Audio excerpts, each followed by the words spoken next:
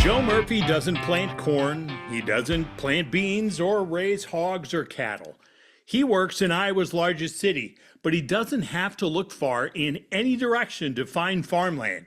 He's also a key figure in supporting agriculture in some not so obvious ways. Hi, I'm Dave Price, and this is the American Farmland Owner Podcast.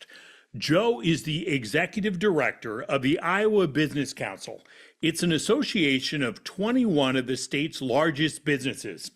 I've personally known Joe for years in his various work in politics, business, and community development. Some of his most impactful service, along with his wife Amy, involves their commitment to saving babies with the March of Dimes after the birth of their son and twin daughters. Now, professionally, before we get into what Joe sees as a critical need for agriculture, let's begin with his career path. All right, we always like to get a little sense of who we're talking to here. So how'd you get to where you are? Yeah, thanks, Dave. So I've been with the Iowa Business Council for 5.5 years. I've been, most of my career has been in this government relations, public policy sort of framework. The first half of my career was in public higher education, actually. So really always focused in on that nonpartisan workforce, economic development. How can we make the state as great as possible for the future generation of our economy and the workers? And then about 7 or 8 years ago, took a little detour and went more into the economic development tax policy side. And so worked at the Greater Des Moines Partnership for a number of years, and then landed at the Iowa Business Council. And it's been a great fit. It's been a great organization. We get to work with some of the largest companies in the state of Iowa. And what really separates us from other business associations is that our members are that top level CEO, C-suite figure. We call them the chief decision maker. So president, CEO, CFO type of person. And those are the members of our board. And so our boardroom, when we meet every quarter, is unlike any other boardroom in the state of Iowa. So we have great diversity among industry, among geographics. And the conversations that we focus on are really about what are those long-term generational policy issues that are complicating the Iowa landscape. And so whether that's tax policy or population growth or workforce development or healthcare, what can the heft of Iowa's largest employers do to create a better future for Iowans? Not necessarily for their bottom lines, but how can we elevate Iowa's economy to better serve every single Iowan? And that's really a great and noble cause. And in my opinion, of course, I'm biased, but I think it's really important that business leaders come together and think about the future of the state, future investment opportunities, and again, creating those opportunities for every Iowan, not just their team members. And you mentioned you are among the biggest employers and the biggest companies in the state of Iowa, and some of them are definitely connected to agriculture. Definitely, yeah. I mean, Iowa is blessed in the sense that we have 3 or 4 prominent industries in our state. Agriculture, of course, being right at the top of that list. Manufacturing, of course, is another one. Biosciences tied to agriculture, as well as financial services. And so, everything revolves around that here in our state. And I think what's important is that when one sector is not doing as well as the other sectors, Iowa is well insulated because we have 4 very strong industry components. And so when one of those areas is not doing as well as we would hope, obviously, that it is, there's other aspects of our economy that we can effectively lean into and weather some of these economic storms a bit better than a lot of other states. That served us well in the Great Recession, 2008, 2009, and has really served us well, obviously, post-pandemic. And even more recently, obviously, some of the ground lost in the agricultural economy right now is concerning, but we're getting through that, and it's helpful to have a diverse economy here in our state. One thing that's stuck out to me, I grew up in Illinois and have spent the last 20 plus years here. You're a New Hampshire guy, aren't you? I am originally from New Hampshire. Yeah, New Hampshire. Do you notice that in conversations with people, when you're looking at just the numbers, most people don't work on a farm, right? And, generationally, it changes and changes, and as technology has evolved over the years, and farmers' creativity and ability to, whether it's AI, robots, everything they do, they're becoming more and more productive, but it takes fewer people, right? Do you notice in conversations with people how almost everybody has some kind of connection? You just have to go back far enough. Yeah, without question. I mean, and I think that's what's really interesting about the Iowa landscape. No matter where you're working, if you're from Iowa, you can trace your roots back to something in agriculture. And I Hmm. think that's a really great and proud tradition that we have here. And I think that's really bred into Iowa's workforce a sense of pride in the work that they do, the dignity of work that they do, whether they're on the farm or at a meeting downtown Des Moines in the insurance sector. That built-in work ethic that Iowans have handed down generation to generation, stemming from their time at some point in their life or their ancestors' life on the farm, I think is really noble, and I think that's what that again separates us from a lot of other states, and that's a really good character trait to have, obviously. Over the years, I've talked to you about this competitive dashboard that the Iowa Business Council does, where you go out and talk to your members about a variety of issues, which gives pretty good metrics about where things are going, and you can look at trends and all kinds of things. And so much of that has the metrics will show these direct connections really to rural communities across the state of Iowa, and you're focused on within the borders of Iowa. But there can be no healthy agricultural landscape if we don't support our rural communities, right? So as you're looking at these latest metrics, what sticks out to you? Yeah, so I think maybe just to level set, as you mentioned, we conduct this annual report, so signature research report. We've done it every single year since 2011. We call it the Iowa's Competitive Dashboard. And to your point, it's a snapshot in time. It measures how Iowa is competing across 5 broad indicators to see how we compare to the rest of the country, and we're able to use that data consistently across all 50 states to really give us a good idea or signal on how Iowa is competing. And that's been a really helpful tool for us to not only identify the areas in which Iowa is doing really well in, but also some of those areas that, hey, maybe we should be spending some more time on this. And that's important too, right? We wanna call balls and strikes. Again, we're a completely nonpartisan association. We want policymakers, whether they're at the State House, Washington, D.C., or in city council chambers across the state, to use this data to help them make better decisions on behalf of Iowans. And so when we look at our competitive dashboard, there's a number of things that stick out, but one of the things that we were talking about earlier is our overall economy, our gross state product. The fact, again, that we've had some concerns in the agricultural sector, as you've pointed out, right, with prices not as robust as we had hoped.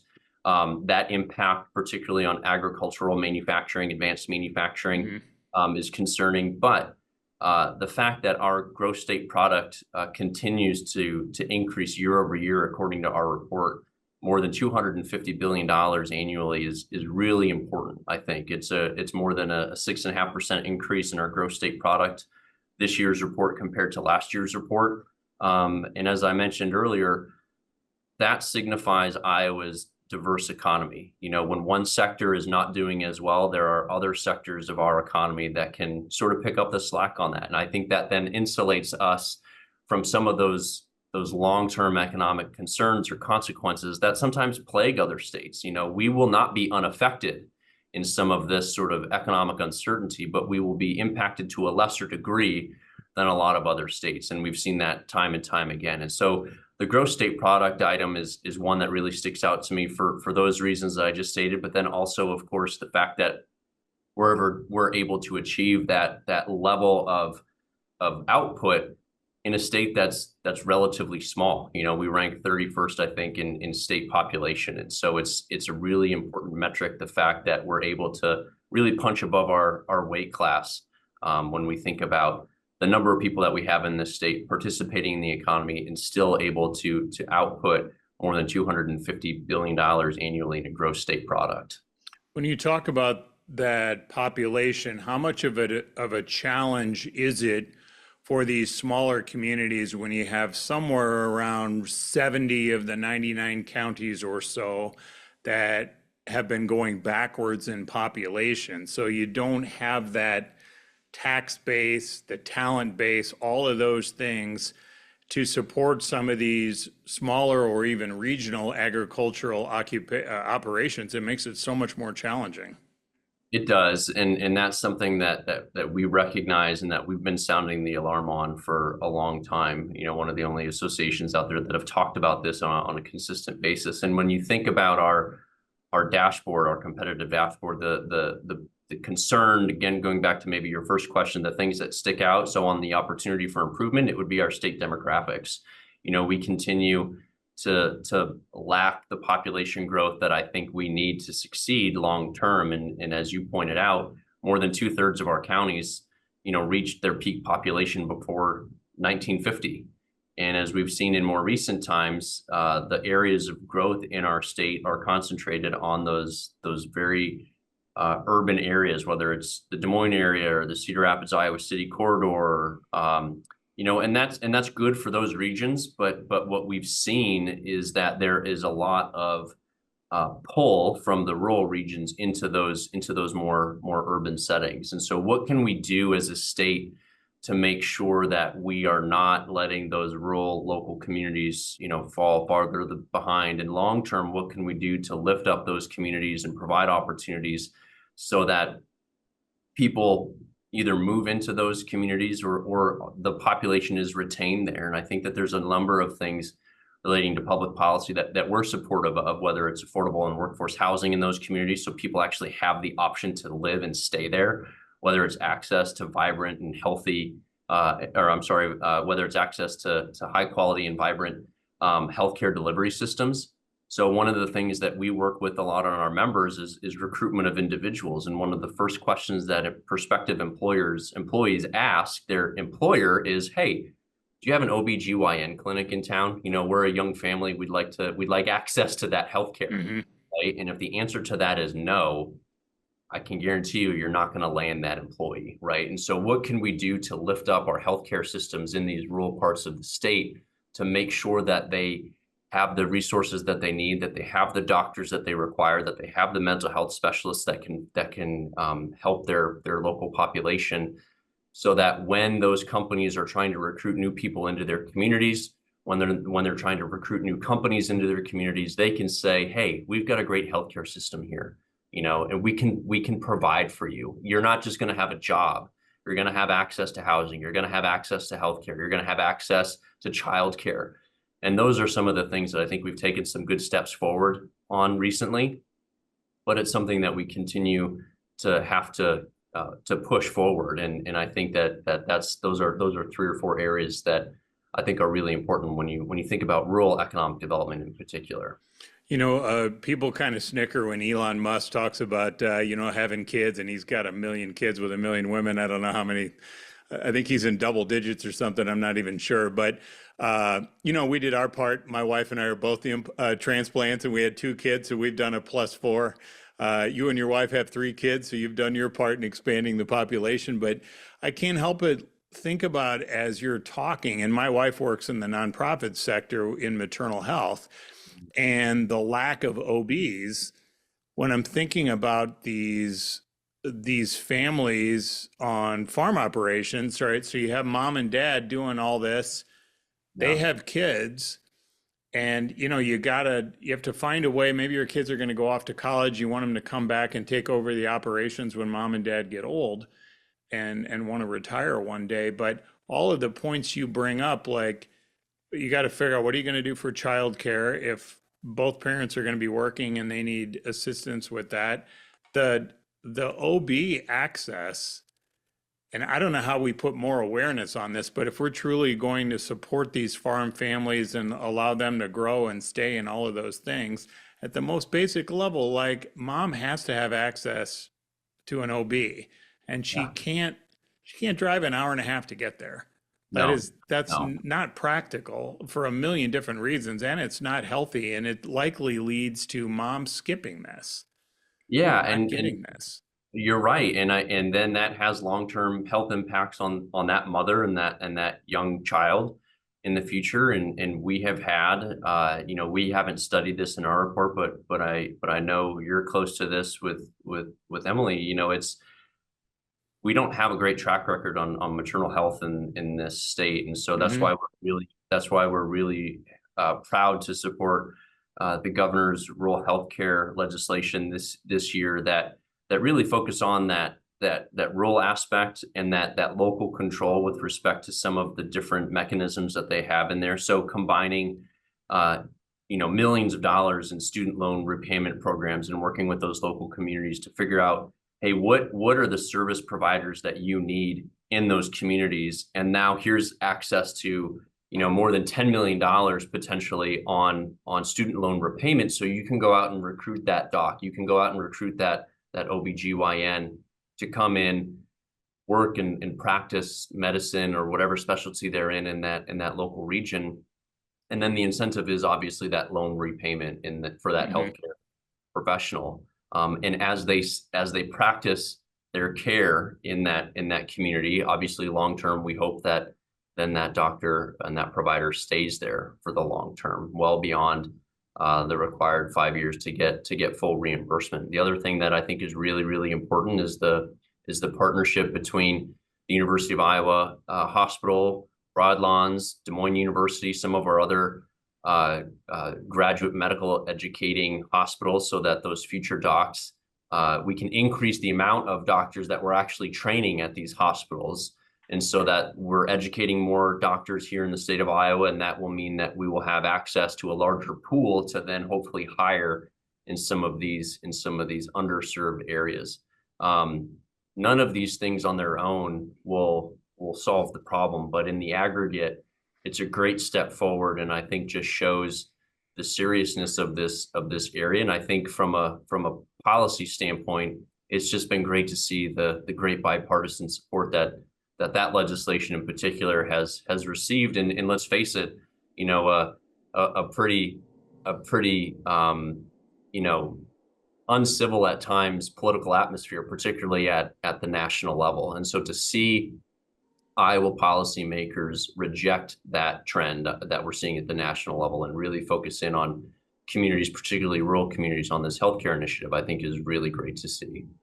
And I should mention, while you and I are both talking, within the borders of Iowa, we have a lot of folks who watch or listen to this podcast from outside the borders. I'm curious, because you did work in politics way back.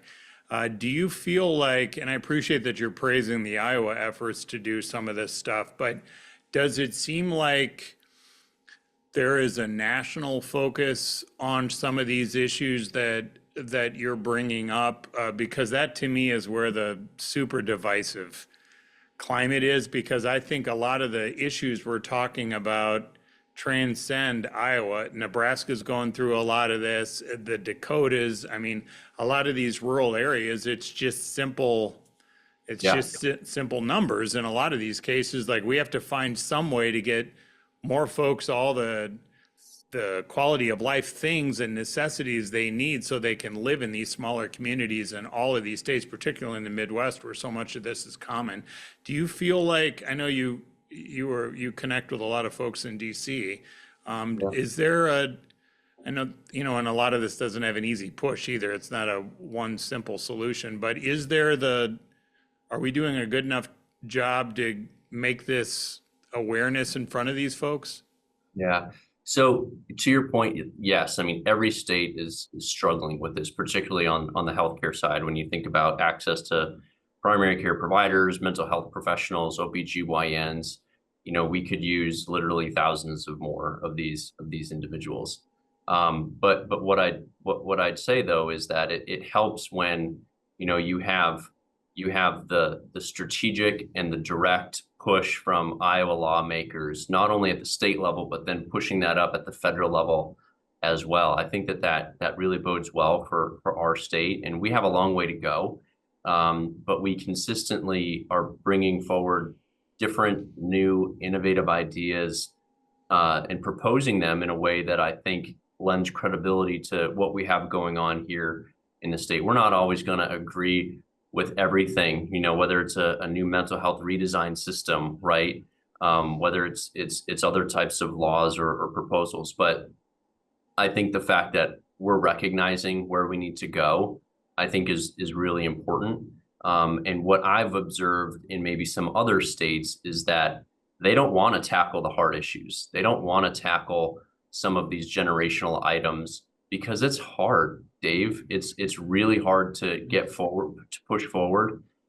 There's a lot of, quite frankly, sad stories, right? When you start to dig into this, and that's unpleasant, right? And so I give our policymakers a lot of credit for tackling some of these really tough and difficult issues that will not be solved over the course of a legislative cycle or a legislative general assembly. And it will take a consistent effort for multiple years.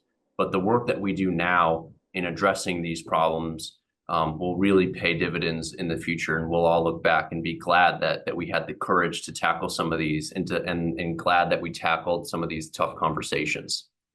Okay, so speaking of tough conversations, because you travel all over the state and you have numerous conversations with so many people. So how do you and how does your organization discuss immigration? Yeah. We have communities in the state of Iowa and other states as well where immigrants are the reason why the population is expanding in some of these places, or at the very least, the only reason they're able to sustain their population. But then you have the political dynamic right now where we may have mass deportations for those folks who are here, who are not here legally.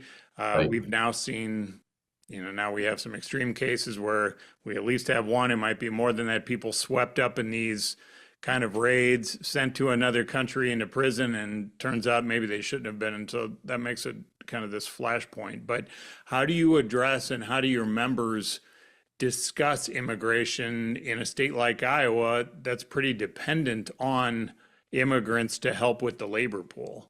You're absolutely right. We would have lost population over the last 10, 15 years had it not been for immigration, international immigration coming into the state of Iowa. And as you mentioned, it's literally the lifeblood for many of our small towns in particular. And then obviously here, where we sit in Des Moines and other places around the state, we depend on that foreign labor to a very high degree.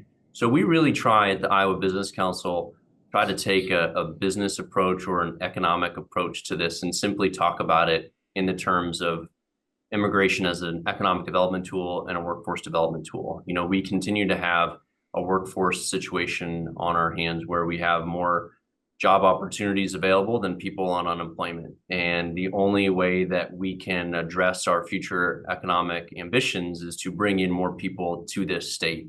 And we can do that by retaining people in our state. So as graduates, people graduate from high school and college to try to explore the opportunity that the Iowa business community has for them, but then also going out beyond our borders of our country and trying to bring in new people. And I think what we try to do is lower the political rhetoric around this issue, right? And talk about what we think are common sense issues and solutions to the problem. Like we understand that there has been a situation at the southern border that needs to be addressed. Okay, so we should address that, but that should not be mutually exclusive with comprehensive visa reform and updating visa requirements and updating the technology that we employ to make sure that people are who they say they are. Some of these things, Dave, have not been touched in 25 plus years.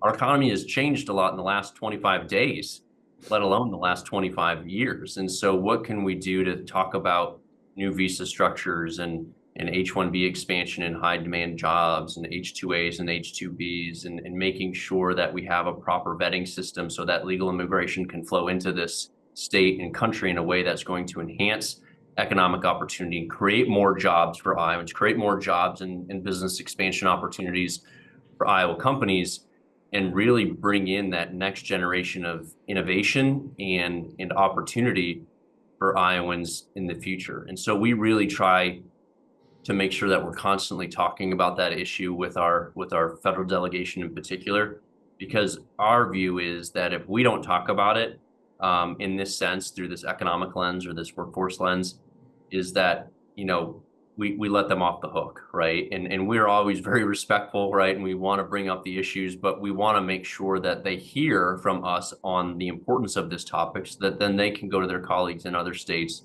or the congressional leadership teams and say, my gosh, our state isn't growing naturally, quote unquote, right? We have declining birth rates. Mm-hmm.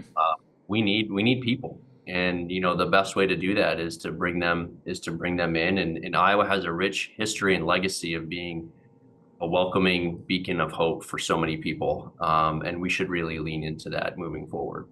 Something that has kind of astounded me is, and I don't pretend to be an expert on all this stuff, and I know that when you're dealing with the bureaucracy of a federal government and even really just a state government, it's not a matter of just flipping a switch and this changes, but the inability of the previous administration to figure out the southern border, it would seem, politics aside, that we have to know who's coming into the country.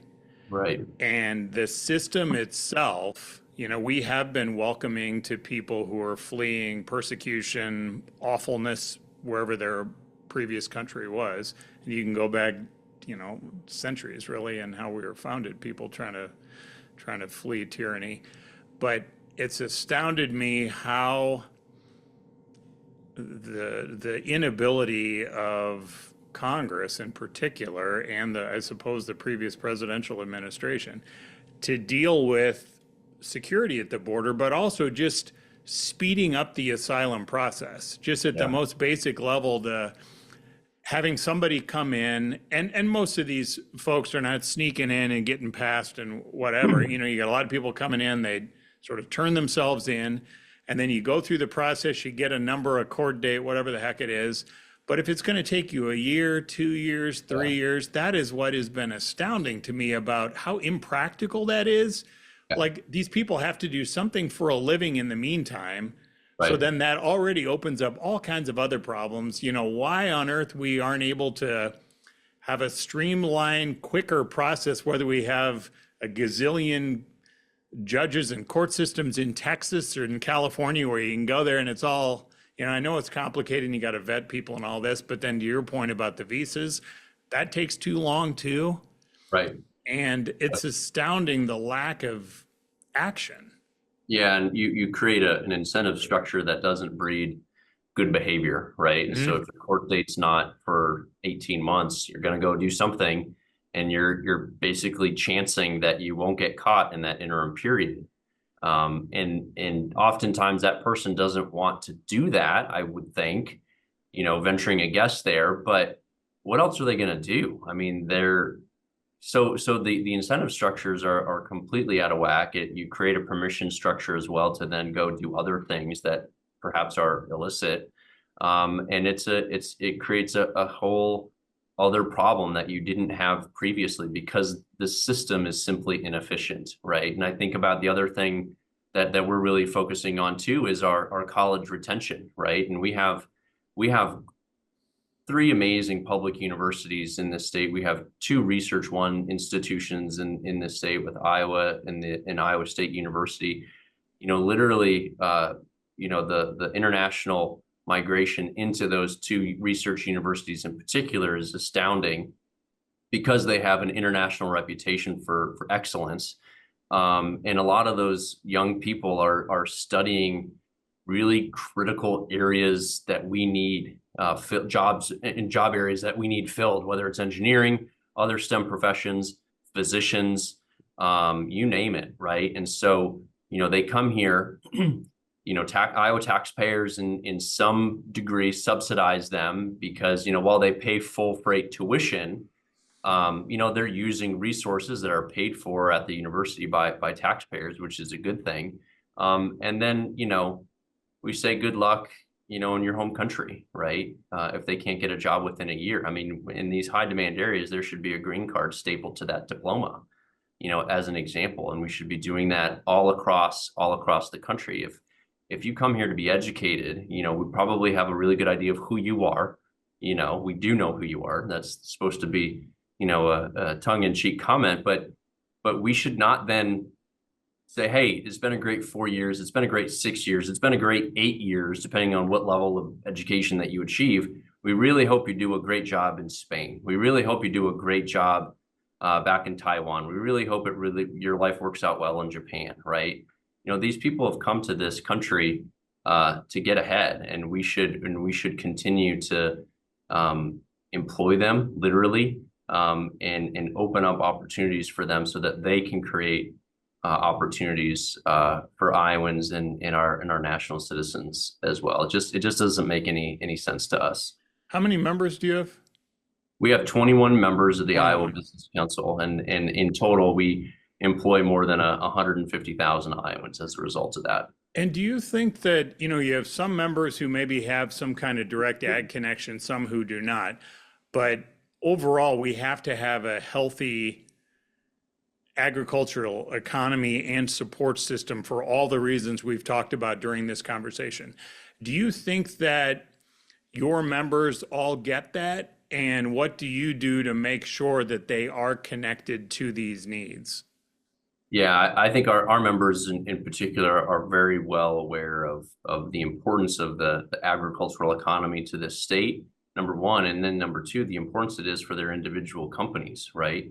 I think it all ties back to agriculture, and I'll say, our founding as an association was a direct result of the ag economy. Back in 1985, our founding members came together in the midst of the ag crisis, the farm crisis, and said, what can we do to make sure, from a business perspective, to make sure that our ag economy recovers? How can we make sure that we have an economy that's well diversified so that we can weather future economic storms in this state? And so our founding is really based on the ag economy, if you think about it. And so one of my jobs is to remind our members of that.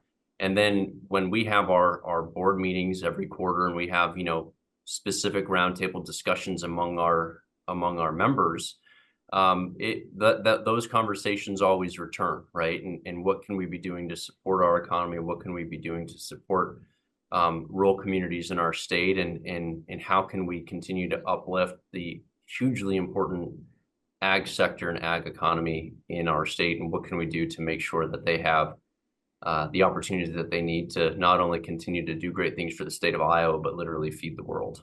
One thing that I failed to bring up earlier that I wanted to mention too is, we've done this podcast for about a year and a half or so, and it is this was my me being naive about some of this and not really realizing reality in too many cases, but so many of these farm operations, you have one spouse working on the farm and another one with employment off the farm. Now, of course, you have some people who are both working off the farm and farming to make this all work, especially as you're getting started in this. But it just sort of underscores to me the importance of having this healthy business sector, because we have to have numerous opportunities for folks to work off-site so that they can bring in, whether it's for benefits, income, whatever. Right. It all has to work well, right? And I think, again, having a healthy economy starts with being, a well-diversified economy, all different opportunities for people to engage in. And I think that's a great point. And I think that's why it's so important when you think about rural Iowa in particular, that we support these rural local economies. And so every year we go out and have Vision to Vitality Forum events where we get outside of the golden circle of Des Moines and try to engage local communities, and do engage local communities, and meet with community college representatives, the local K through 12 district, local business leaders that are not Iowa Business Council members, engaged with the local Farm Bureau folks, to really get a sense of what's going on in that local region, that community. And then, what's going on in one region of the state is probably happening maybe a little bit different in other parts of the state. And so we're able to the goal is to be able to get ahead of the curve on some of these policy questions. And so we've had some good success with that, elevating childcare and affordable and workforce housing in rural and local communities. And so that's something that we look forward to doing in the summer months and into the fall, engaging with local communities around Iowa to really get a sense of what's going on. Things have changed a lot in the last year and a half, 2 years since we've been back in a community. What are you struggling with? What are you working on? What are some of the local community solutions that you're employing that you've seen success? And maybe that could be a potential model or a template for some statewide policy. Our local leaders often have the best answers for these policy questions, and we should really empower them to continue to serve their communities and then elevate great ideas when we see them. Joe, thanks for the conversation. Appreciate it. Great to see you, Dave. Thank you. Can't have a strong state without strong local communities. You can't have strong support for farmland's future if we do not also have the foundational strength off the farm, too. You can check out our feature piece about Joe Murphy. It's in the American Farmland Owner newsletter. It's free, it comes out every week, and it's the place where landowners get their news. We talk to key thought leaders about the future of agriculture, our farmland, policies that affect farmland operations. Check it out now at AmericanFarmlandOwner.com. Also, please like and share this podcast to help us grow. Thanks for your support, and thanks for caring about the future of our farmland.